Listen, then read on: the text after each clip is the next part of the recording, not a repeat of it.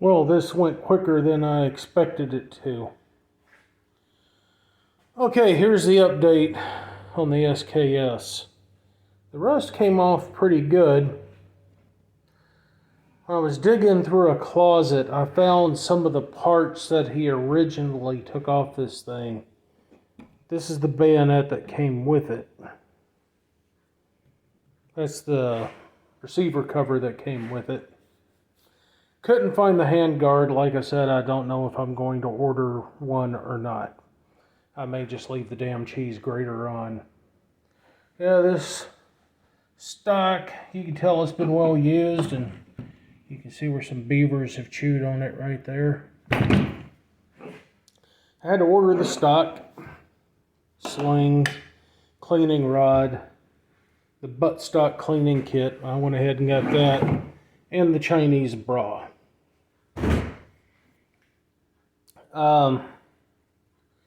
Basically, I'm pleased with it. The SKS is not my favorite rifle, but it's like I said in a previous video, when my father passed, I got his gun collection, and some of his guns were in horrible shape, and I've been slowly de-rusting them, I guess. I don't get it, and yeah, you're preaching to the choir. I agree. I know what you're about to say. But they weren't in my care, and he lived 300 miles from me. But then again, what do you expect from someone who's been dealing with dementia for a long time, but didn't want to acknowledge it? I saw it coming. My family saw it coming, but Dad, you really need to get this looked at. I'll be all right. Sure you will, but those of you that have dealt with this before know exactly what I'm talking about. Oh yeah, that's a real Avid cleaning kit. Handy item to have. Here's the bipod I removed, the ATI stock. Like I said, I don't think that's a bad stock. It's just, it's kind of bulky, kind of heavy, but it does give you the correct length of pull, and it feels better in your hand than this does. Anyway, here's the promised rant. I had a conversation with some associates the other day, and I was just going to let this go. But someone said something, and it just kind of got under my skin. But I'm going to clarify my position on a few things. Okay. I am 51 years old. This is not my first rodeo. I remember when I was, yes, I'm at work and I'm in their nasty break room, union labor. I remember when I was 18 years old, getting all excited about getting to vote the first time ever. And it was a big deal to me. I lived in a little hick town called Ella Belle, Georgia at the time. And I remember literally walking about 2 miles to the polls to go vote for Ronald Reagan.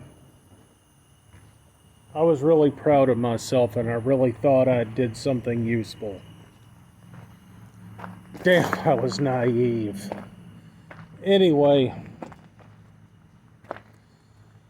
I have been interested in politics for a long time. Oh yeah, that Dodge Ram is gone, and we now got a Nissan Frontier. Anyway, as I was saying, this is not my first rodeo.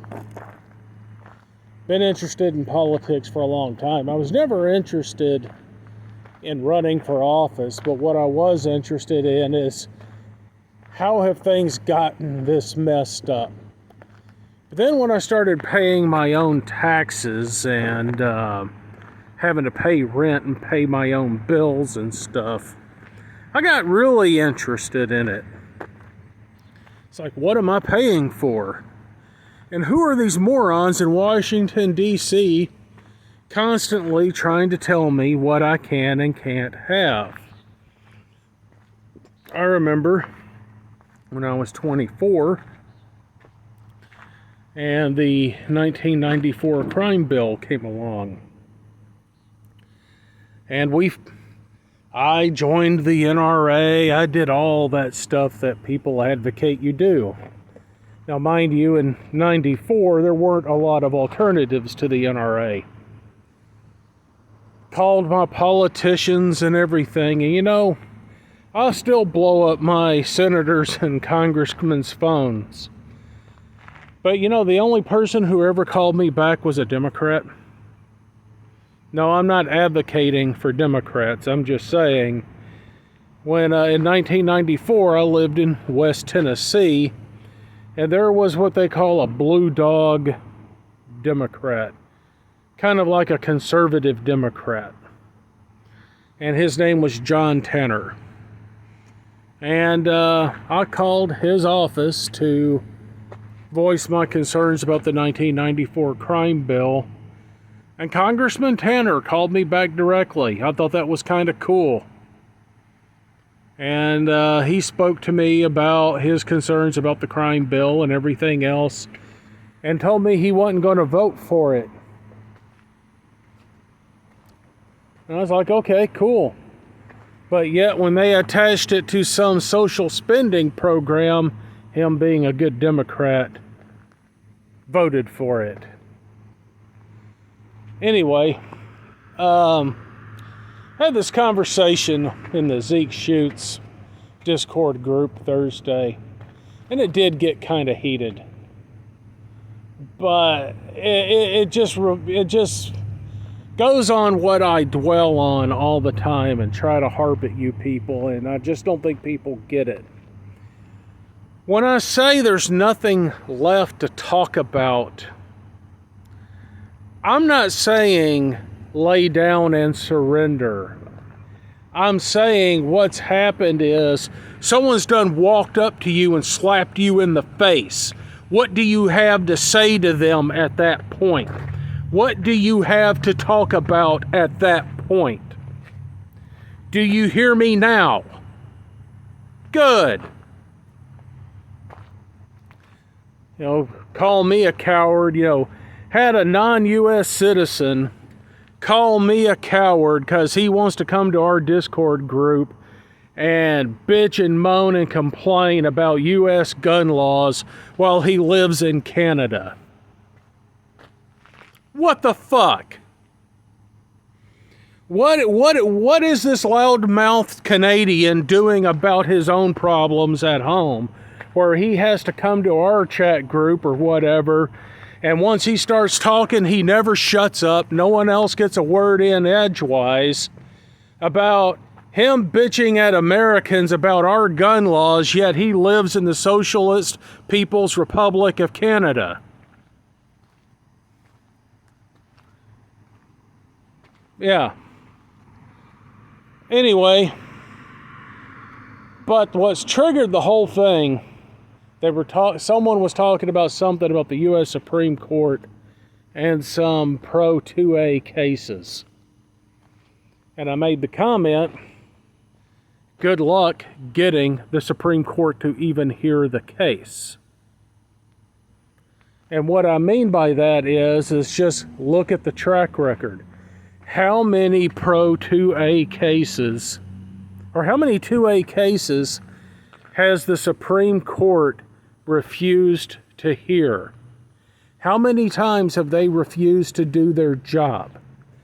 It's like our last election was stolen and someone tried to bring this case before the U.S. Supreme Court. And according to legend, John Roberts was too chicken shit to hear the case. So, with that type of verifiable track record, what would leave me, or let alone anyone else who is awake, to believe they're going to do their job now? And that's what I mean by there's nothing left to talk about. Okay, now, let's go all the way back from the 90s to current.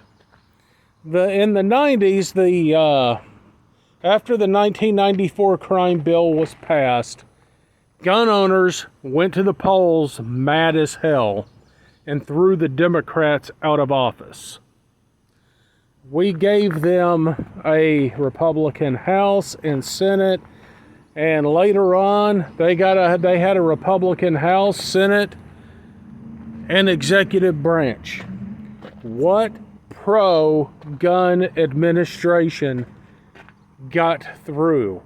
How many years did the Republicans have the House and Senate under Bush, under both Bushes?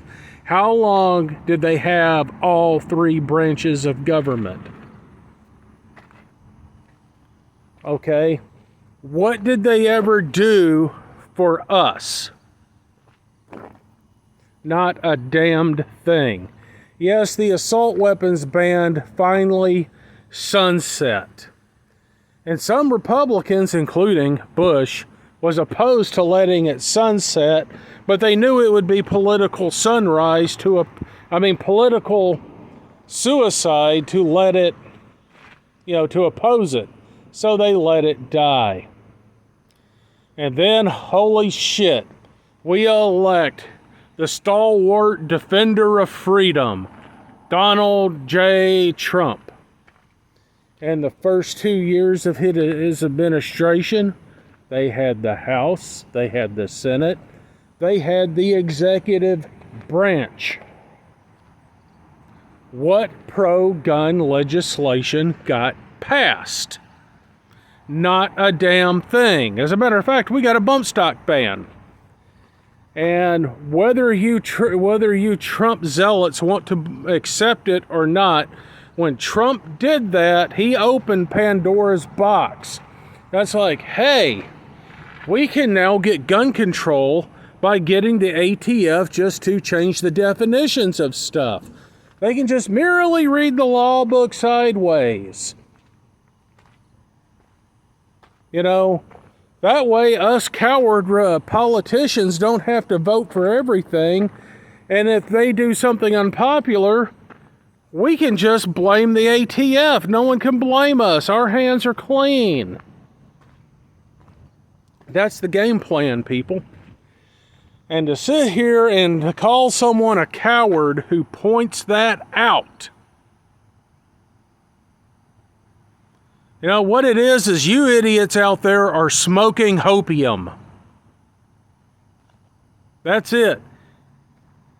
I'm willing to bet in the next few years we can put a so-called Republican House, Senate, and executive branch back into power.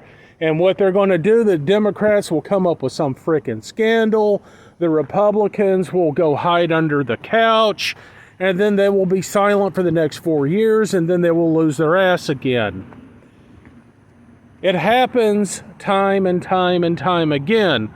I know some of you are young and new to this, but trust me, this is something you can set your watch by. Trust me. I've been there, done that. I'm not trying to preach it to anybody or talk down to anybody. But before you go and start talking shit to people and start talking over people, listen to what they have to say. No one here is a damned coward. What I'm trying to tell you is nobody, it's not going to matter. And even then, here's the other part of my concern. Yes, I know I'm getting long-winded here. We all see that there's a problem. Then what? I really believe the powers that be are just going to keep pushing, and the vast majority of people won't look up from their cell phones long enough to notice. They'll be like, oh, I'll donate some money to gun owners of America, and that's going to solve something. It's a thoughtful gesture. But unless you take some kind of direct action, whether it's like, it's like I don't get it. Yeah, I'm kind of wandering here. But it's like Antifa doesn't have any trouble showing up with numbers somewhere and throwing a tantrum until they get their way about something. The left are well organized. They're willing to protest. They're willing to put up one hell of a fuss about something. Where are we? Yes, I realize we have jobs. I understand that. But where are we? So anyway, that's the end of my rant, and hope y'all enjoyed the SKS, and got any suggestions about that SKS, I'd be happy to hear them. Anyway, that's it. Peace out.